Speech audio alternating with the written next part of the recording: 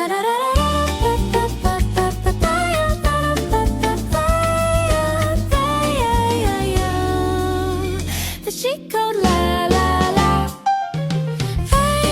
listening to the Chic Code Podcast with Wirda Alyssa and Sophia Arisa. All things chic, candid, and comedy.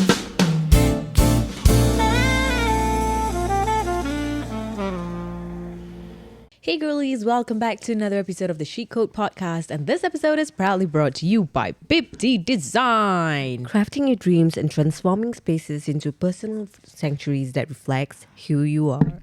With over 130 positive Google reviews, Bipti Design will deliver end-to-end design excellence with zero consultation fees and stress-free process to adapt to your vision, timeline, and budget for your home or office spaces. So you can follow them on Instagram at Bipti Design or WhatsApp them at 88752611 to start your design journey today. Ingat renovasi, ingat Bipti.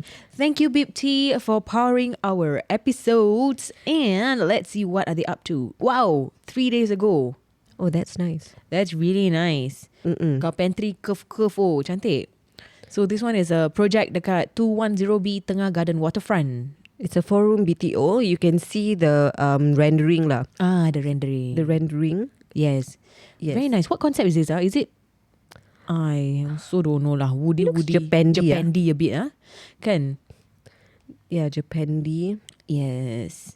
Ini pun lagi satu pun ada a rendering. They shared their rendering photos Ni toilet dia teal blue. People are more daring with colours lately. Yeah. Yes. Yeah. Ada a few tengah punya project juga. So kalau korang collecting your BTO keys, correct. Boleh reach out to Bipti Design lah. Yes, correct. Yes. Because it's really good quality work from by Bipti Design lah. Yeah. So jangan risau about macam scam ke apa, you know. Because now it's alarming because like there's so many people yang kena scam blah, blah, blah.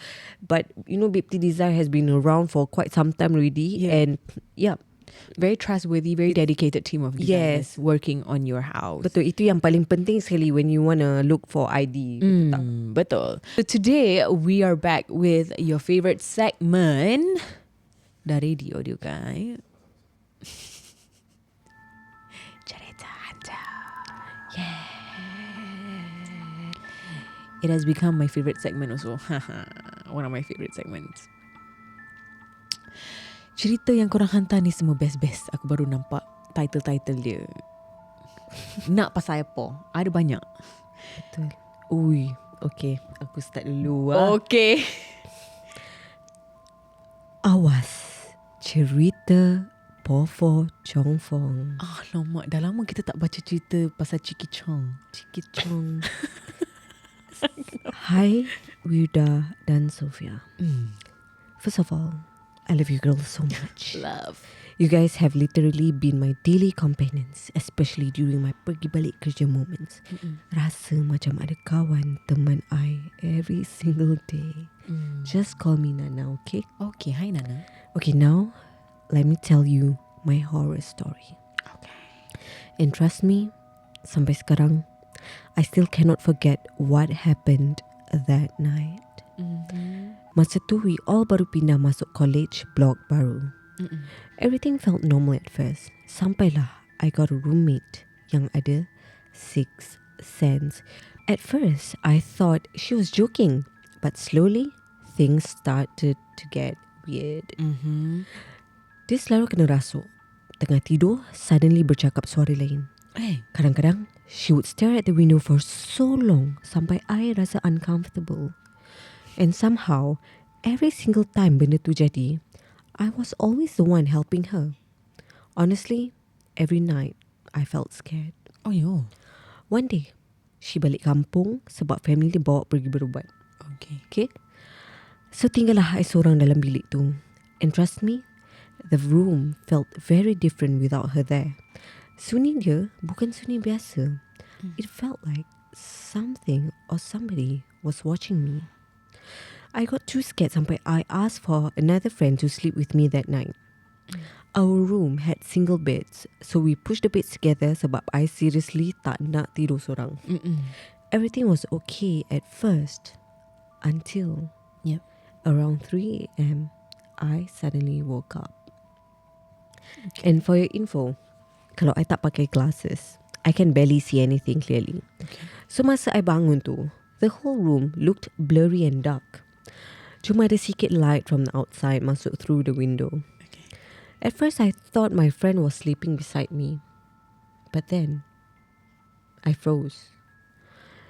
Because what I saw beside me was not my friend.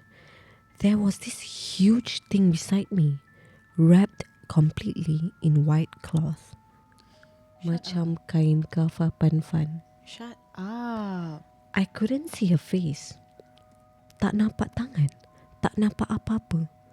Just a huge white figure wrapped layer by layer beside me.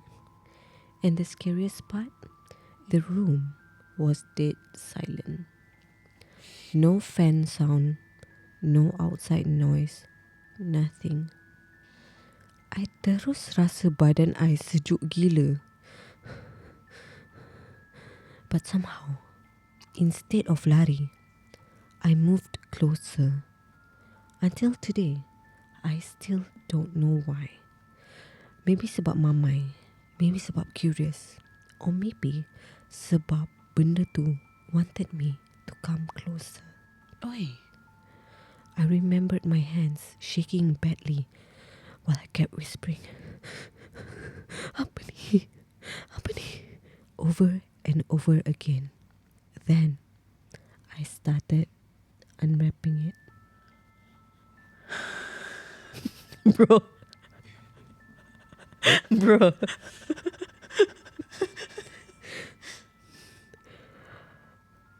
Layer by layer. Ya Allah, sampai sekarang I still get goosebumps bila cerita benda ni. Every layer I buka, it felt endless. The white cloth macam tak habis-habis. The whole time I was crying sambil cakap, Apa ni?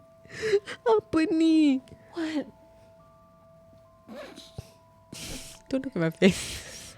I swear, dalam kepala I masa tu, I was convinced that thing was not human. Then suddenly, my friend woke up. Terus I nampak muka dia. And that exact second, everything suddenly felt normal again. The fan sound came back, the room felt normal again, and what I was holding was actually her blanket. Oh my god. Okay. I terus menjerit and cried like crazy. My friend pun terkejut sebab apparently I was sitting there at 3 a.m. unwrapping her blanket sambil menangis. Oh. But until today, I swear, because before she woke up, I could not see her at all. Yeah. It felt like something else was laying there pretending to be her. And honestly, I thank God she woke up when she did, because deep down, I still wonder, what would happen kalau I open the last layer? Until now, I still penakut. Kalau tidur seorang, memang automatically teringat balik benda ni. That's all. Thank you girls sebab sudi baca cerita seram I yang panjang ni. Love you both so much. Mwah. Thank you for sending your story. So kira it happened in a dream. Yeah. Tapi it felt so real. Because maybe I think she really macam ngigau and yeah. like apa sleepwalking but sleep. Yeah. So dia macam apa ni? Isu lah seram sia. Oh Syul. And then the fact that the dream is so vivid yang dia ingat sampai sekarang. Aku rasa aku pernah ceritakan, aku pernah mimpi pasal Pocong juga. And aku ingat sampai sekarang. Mimpi tu was so vivid. Tak lah, I pernah cerita jugalah dekat ni. Pelan-pelan korang kan. Yang I dreamt that we were at like a tanah perkuburan. Okay. And then aku macam glanced over to one of the liang lahat. Okay. Glanced over like macam like that. So I was like that. The liang lahat like that. So aku macam gini. Very close. And then suddenly a pocong just rolled and went in. Sure. Aku tu terbangun. Aku cakap and that felt so real. So scary. Berdiri bulu rumahku. Okay, next. Okay. Cerita seterusnya. Kalau bukan kawan saya, siapakah orang itu? Hai and Assalamualaikum Wirda dan Sofia. I nak share satu pengalaman yang sampai sekarang kalau teringat memang automatik meremang. Masa tu zaman I sekolah asrama. Setiap malam memang rutin semua pelajar akan berkumpul baca surah Al-Mulk dan Al-Mathurat ramai-ramai sebelum balik dorm masing-masing. Malam tu semua normal je. Lepas habis baca, I jalan keluar dari kelas dalam keadaan Mamai sebab dah mengantuk gila. Tengah jalan tu, I ternampak belakang salah seorang kawan I. Kita panggil dia Intan, bukan nama sebenar. I yakin tu dia sebab dia pakai baju yang sangat familiar. Baju tu cuma dia seorang je ada sebab mak dia yang belikan khas. I nampak dia jalan dulu lepas I keluar dari kelas. Tapi I malas nak tegur sebab penat sangat. Dalam kepala cuma fikir, Intan lah tu. Bila sampai dorm, I terus naik katil. Dekat asrama I tu, semua katil double decker. Tengah nak baring tu, I perasan ada satu tubuh berselubung dekat katil atas hujung dorm. Masa tu I tahu seorang lagi kawan I, Amira, bukan nama sebenar, memang tak sihat and tak pergi prep kelas malam tu. Tapi pelik sebab malam tu ada 2 orang yang tak hadir. Sedangkan tubuh berselubung tu bukan dekat katil Amira. I terus tanya roommate lain, tu siapa tu kat atas? Diorang jawab selamba, Intan. Masa tu I terus diam sebab dalam kepala I, bukan ke tadi I nampak Intan keluar dari kelas? Okay, kita sambung cerita dia. Okay. Alright. I terus tanya roommates lain, siapa tu kat atas? Diorang jawab selamba, Intan. Masa tu I terus diam sebab dalam kepala I, bukan ke tadi I nampak Intan keluar dari kelas? Tapi I cuba sedapkan hati. Maybe dia balik cepat and terus tidur kot. Esok pagi dekat kelas, I ceritalah benda ni kat classmates, termasuk Intan dengan Amira sekali. Terus muka Intan berubah. Dia pandang I lama sebelum dia cakap, aku tak datang kelas malam tadi. Aku sakit tau dengan Amira. Sumpah masa tu satu kelas terus senyap. Tapi itu bukan part paling seram. Bila I explain pasal baju yang I nampak dipakai Intan malam tu, dia terus cakap perlahan, Babe, baju tu dah lama hilang. Dah berapa bulan dah aku tak jumpa.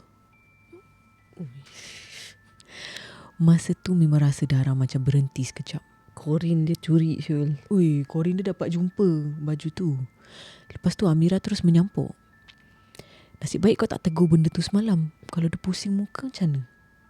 Satu kelas terus meremang bulu roma.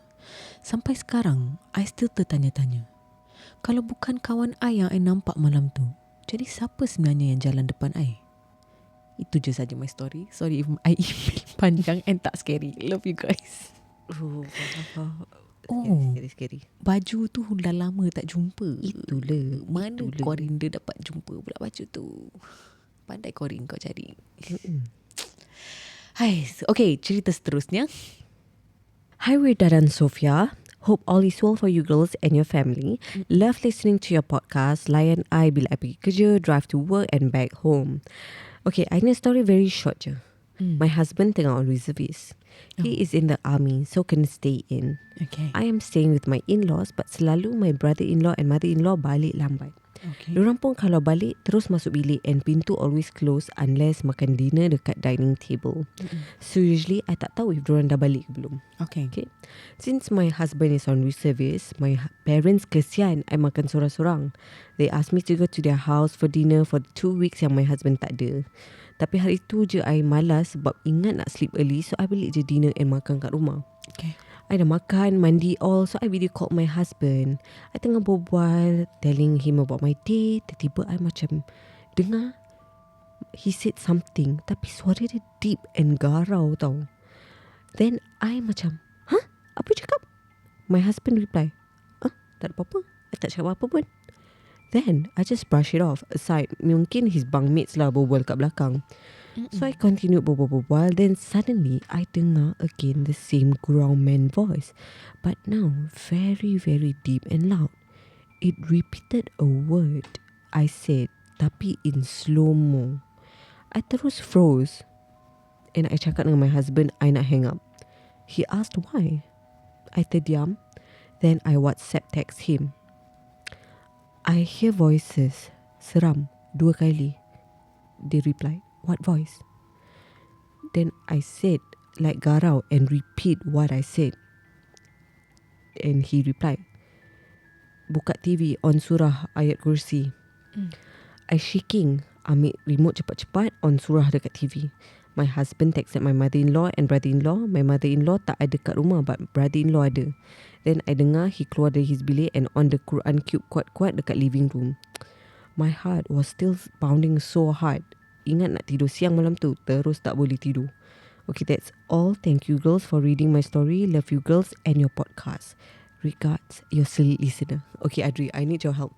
So aku say a word. Okay, aku tengah macam on the phone lah. Lepas tu kau macam repeat what I said. Okay? And in slow-mo and a very deep voice. Ya, tadi I pergi office je. I buat recording podcast. Lepas tu I makan cikebu lah dengan Sofia. Cikebu, Sofia. Lapar juga. Banyak-banyak word ayam hantu tu pilih cikebu. Kalau hantu tu Adri, dia akan pilih cikebu lah. Banyak-banyak word aku kasih, dia tangkap tu cikebu je. Kau try pula.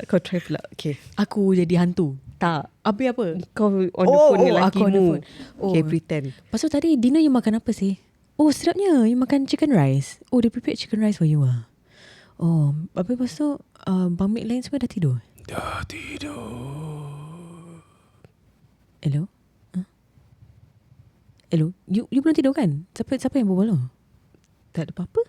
Oh. Tak ada siapa yang berbual. Dah tidur. Mak, itu pajak aku. Aku. Bodoh lah kau ni.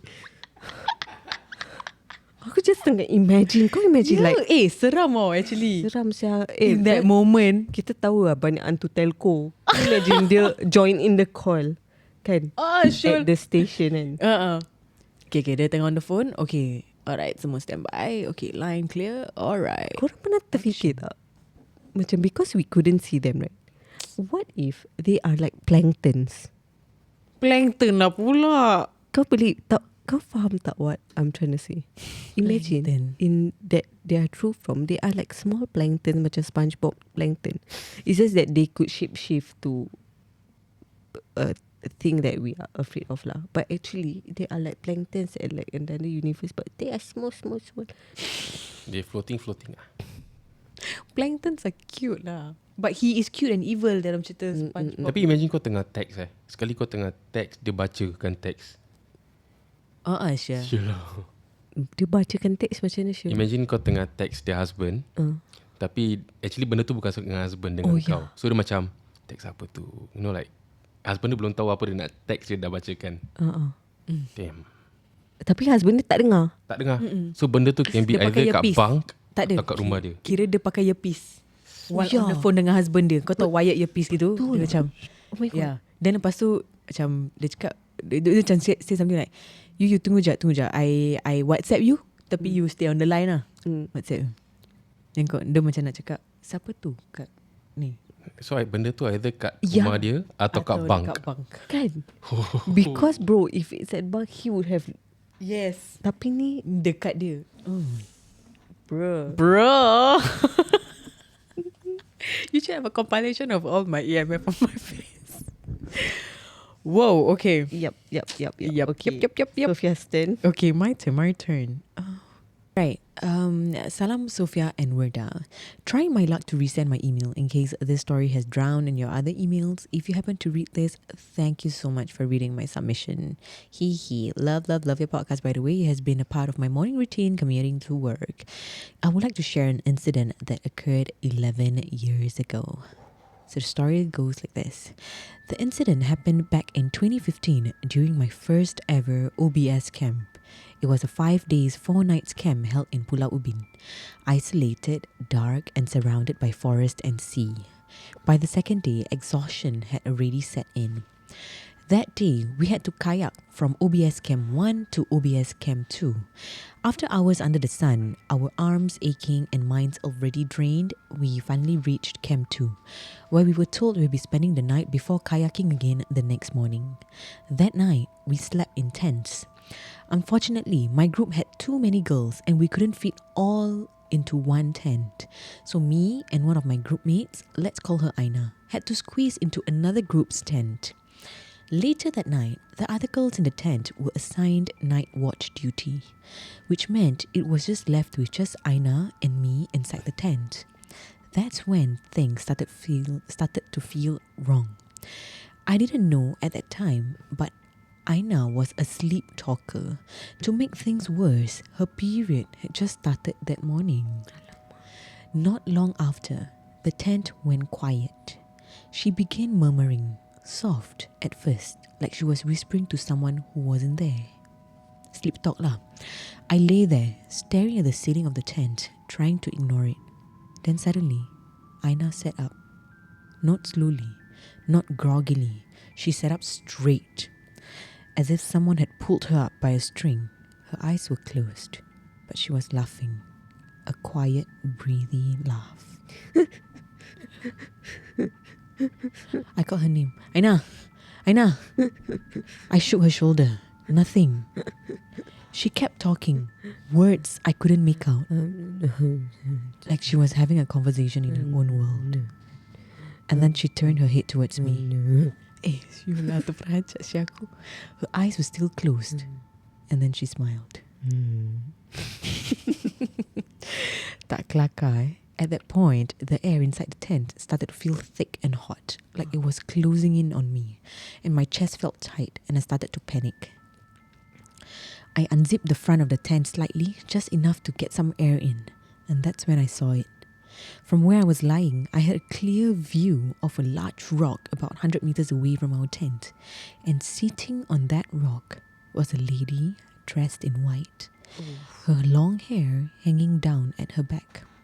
At first, I tried to rationalize it. I told myself it must be my friend from another group, Yana, who was also wearing white that night, and she had mentioned that she wanted to let her hair dry after showering. But something didn't sit right. Yana was alone, no torch, no movement, just sitting there, perfectly still. Bro, I could see your pause. I'm so scared. As I started, Aina beside me suddenly started talking louder, and her laughter turning harsher, almost excited. Kau jangan Syul. Kira at the same time Syul dia It's like she's like have to deal with two Yes, things. yes. So daripada dia macam gitu oh. Excited lagi, so excited lagi. Macam mana? Aku dah lah kaku macam kayu. My heart was pounding so hard I could hear it in my ears. Oh my god. Turned away and started reciting every surah I knew, whispering prayers under my breath, begging for the night watch group to come back quickly. Time felt like it stretched forever. Finally, I heard footsteps. The girls returned and climbed back into the tent. Relief washed over me, and so suddenly that I almost cried. Without thinking, I whispered to Yana, the one I thought was wearing white, and asked her if she was the one sitting by the rock earlier during the night watch. She froze. Then she looked at me with wide eyes, quickly shushed me and told me to sleep.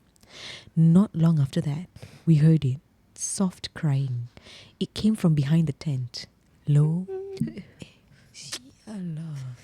Slow. Like someone trying not to be heard.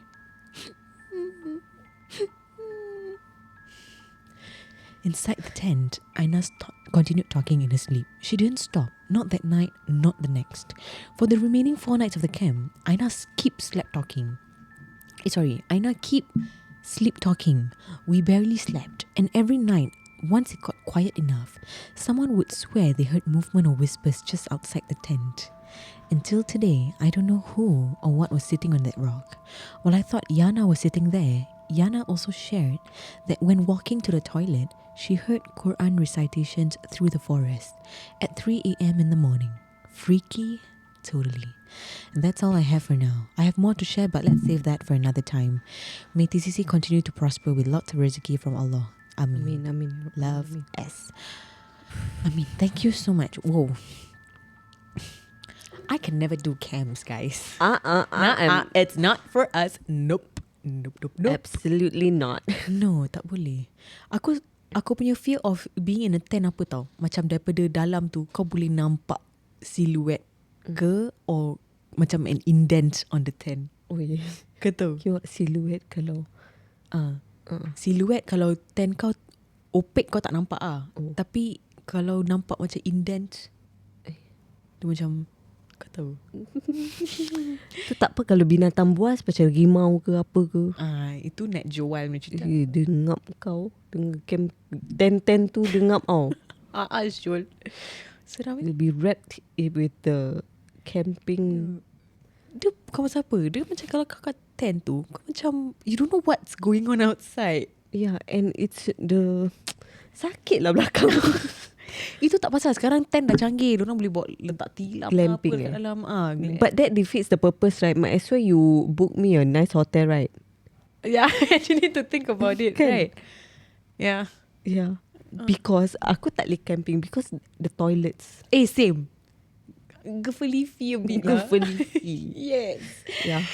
Is Adri the camper? No, look at him, no. Straight up no, siang. Aku rasa dia takut natural wild punya benda-benda. Macam ada snake ke, crocodile ke. Anak aku nak main by the shore pun dia tak kasi. Dia cakap takut crocodile. Kau dah dekat Sentosa. It's not funny. Yelah, I know. It's just by the shore. When the water sweep, no one just wanted to step on the Itu water. takut jellyfish. Lah, jellyfish lah pula. Kan? It's just by the shore. Kau ni. Shit. You're not making it feel Aku dulu better. ada fear of macam kalau kau mandi kat beach kan, kau terpijak batu, it can be a stonefish. Kalau stonefish dia boleh ngap ke? Tak, venomous. Kalau kau terpijak dia, it's like the self-defense tau. Oh shit. Now you unlock a new fear in me, Adri. Dah lah, korang fear each other. Because air Singapore murky, you cannot see tau. Oh. Terpijak Merki tak pejang merkin. Aku baru nak cakap. Salam TCC girlies. My name is Oh sorry. Jangan cakap nama korang. Faham tak? Jangan. Because ni semua kita tak kisah kau suruh mention nama ke tak. Kita will just keep all anonymous. You. Salam TCC girlies. My name is Toot and I have a story to share with you guys that had just happened during the month of Shawwal this year about my experience going for house hunting with my fiance. Okay. Yes. Okay. At that time, we initially had gotten our agent to schedule a viewing for this particular unit that we were interested in after coming across on this property platform. Okay. However, a few days before the supposed viewing, the seller's agent informed that they had to cancel the viewing because the sellers had to attend open house. Lah pula. Pula. Priority lah kan dia nak pergi makan ketupat dulu. Kutupat. Kutik buat hospital. So on that fateful day, my fiancé and I had went for an open house and we were thinking, since we're already nearby to that particular block where the unit that we are interested in is, and we were both very free after that open house. So why not we go and venture around the estate just to see if the estate is suitable for us to build a life and a family there. Okay. Daripada gambar that we see on Property Guru, the unit tak cakap pula platform dia, tak apa. Okay. The unit nampak lawa sangat. Okay. Very simple and minimalistic kind of vibe. Something that both my fiancé and I are into. And convenient now. And convenience wise, not too bad. The block is just a few minutes walk from the MRT station, and all that necessities that we need are just a walking distance, and price pun kena dengan budget. So of course I was instantly sold. Cuma because we haven't seen the unit dengan mata kepala kita sendiri yet, we couldn't put in our offer first. But surprisingly, the unit has been on the list for months. So kira macam susah nak dijual gitulah. Okay. So bila kita sampai the block area, I love the vibe of the surroundings. I look at my fiancée and I can see that she's happy and excited as well, with her eyes beaming with excitement. We then Kerusi. we then went up to the floor of the unit. The floor was stated in the floor plan. Yes, I was that observant and I was shocked. It was only 4 p.m. when we reached there. The corridor was so dark. It felt like we were walking in a dark alley. And yes, we did hear noises on the other side of the corridor because it was Raya. But the corridor was so dark. We walked past this staircase area and I remembered looking at the direction of the staircase And I felt the hair on my neck stand. No pula abang ni. Alamak. It was so creepy and felt macam ada benda hitam berdiri dekat staircase area. Oi. But I brushed it off and tried to gaslight myself into thinking maybe I watched too much horror movies lah. Yeah. The particular unit was situated at the darkest part of the corridor. Suddenly, I felt very giddy and I looked at my fiancée and was telling her how I was feeling. So we rushed back to the lift and went down to the ground level and sat at a particular area near the main road for a few minutes before we both shared our thoughts to each other.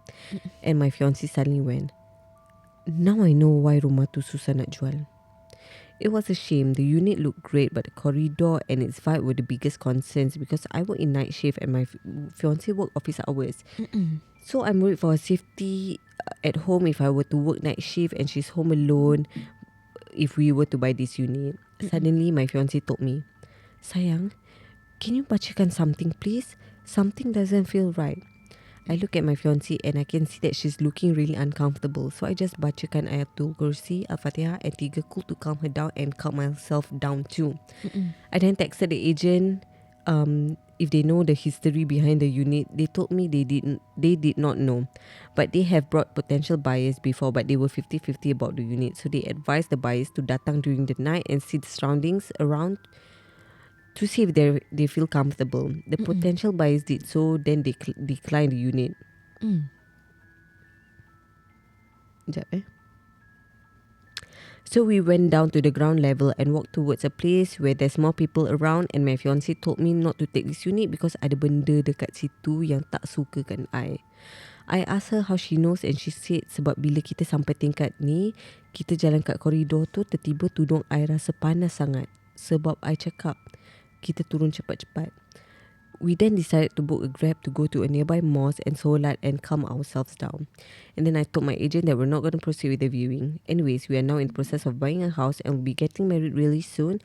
And so doakan untuk kita ya girlies. That's all from me. I want to say that everything you girls have achieved so far are all really well deserved, and may Allah bless you both and families with so much more, inshallah. Thank you so much. Thank you. Regards, Anonymous. Oh, thank Thank you so much. And we wish you all the best with house hunting and for your future lah nak kahwin ni semua kan. Betul. Once dah dapat rumah, jangan lupa untuk engage Bipti Design lah, untuk renovate ubah suai rumah anda. Ya, betul. Betul. Okay. Okay. Aku nak baca cerita ni. Hey TCC, I'm one of your Malaysian listener from Terengganu. Wow, shout out to you. Allow me to share a story about my experience of being a toy collector. Sorry if it's too long, but I hope you guys enjoy it. I am someone yang suka gila kumpul Lego and any bricks figurines. No matter branded or not, I memang akan beli and display it in my cabinet, display near my meja sulit. And back then, my mum got me one after dia pulang dari jualan lambak. I simpan and susun elok-elok dalam kabinet yang sama. From time to time, when I tengah kemas bilik or bersiap depan cermin, I realised that one figurine yang my mum kasih tu selalu jatuh mengiring. Bahagian kaki dia tercabut or position dia akan berubah from the way I put it. While the others pula elok je terus susun rapi. That time, I positif sangat sebab I fikir maybe tak balance lah sebab the toy's head is bigger than its body. So I just always akan angkat dan betulkan position dia. One night when I was 3 a.m, I berjaga malam watching Netflix in the dark. Tengah I shock layan movie, tiba-tiba terdengar bunyi something jatuh. Or maybe like a knock sound yang kuat. At first I just ignored it sebab malas lah. Instead of cari bunyi tu, I bangun, went to the toilet instead. And when I came out, lampu dari toilet I tu slightly terpancar direct to the cabinet. And I sedar yang kepala figurine tu already tersandar ke depan pada glass door cabinet.